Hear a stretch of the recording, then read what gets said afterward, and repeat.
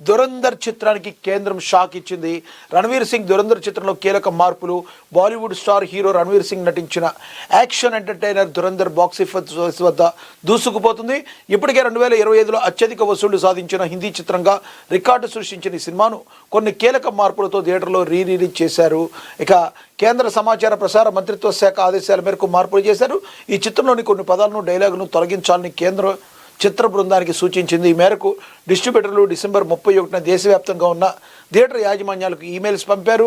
పాత ప్రింట్ స్థానంలో మార్పులు చేసిన కొత్త డిజిటల్ సినిమా ప్యాకేజ్ని డౌన్లోడ్ చేసుకుని జనవరి 1 నుండి ప్రదర్శించాలని కోరారు.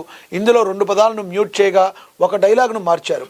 ఉరి ది సర్జికల్ స్ట్రైక్ దర్శకుడు ఆదిత్యధర్ తెరకెక్కించిన ఈ చిత్రం పాకిస్తాన్ సామాజిక ఘర్షణలు, ఉగ్రవాదానికి ప్రభుత్వ యంత్రానికి మధ్య ఉన్న సంబంధాల నేపథ్యంలో సాగుతుంది. ఇందులో రణవీర్ సింగ్తో పాటు అర్జున్ రాంపాల్, అక్షయ్ ఖన్నా, ఆర్ మాధవన్, సంజయ్ దత్ వంటి భారీ తారాగణం నటించింది. ఈ కథ వాస్తవ సంఘటన ఆధారంగా రూపొందిన కల్పిత గాథ అని సెన్సార్ బోర్డ్ ఇప్పటికే స్పష్టం చేస్తుంది.